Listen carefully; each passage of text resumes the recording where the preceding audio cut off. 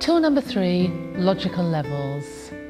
In this tool, you will see Ro being coached through a situation where she's unclear of her vision and future and wants to explore possibilities.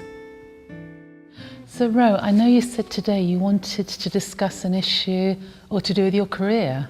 Yes, as you know, I'm an HR manager, and the role that I'm doing is very much focused around the procedures and policies, and I've been feeling quite frustrated by the role.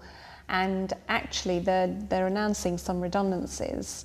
Right. And really what I wanted to do, I wanted to explore with you whether or not that would be the right thing for me to do. I take the redundancy, and if so, what I would do if I decided to take the redundancy. So a big decision to be made. Yeah, yeah. And you have been in the role for 5 years now? 5 years, yeah. Okay. Yeah. I mean, it's been interesting, but it's been, the last few years in particular have been quite frustrating. And with redundancies coming up and a big decision like this to be made, what I'd be asking you to do is to look at your longer term vision really. Okay. Where do you want to be in the future? Where do you want to be perhaps in 5 years' time?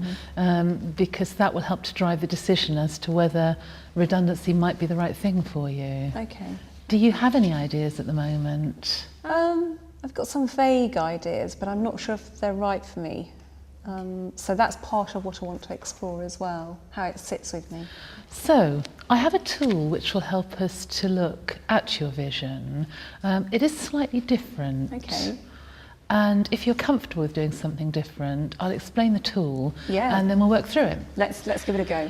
The tool is called Logical Levels, and it's based on some work by Robert Dilts, which says that often people become blocked and unable to see what their vision would be.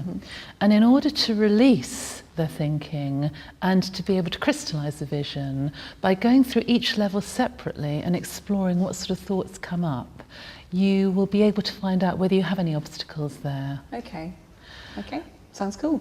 The different levels that we're going to work through are around some different but connected areas. So the first one will be environment, the second one is behaviours, the third one is capabilities, then we're going to look at values and beliefs, what's important to you, and that will then start to get you to look at sort of identity, who are you, what are you, and then finally we're going to look at vision.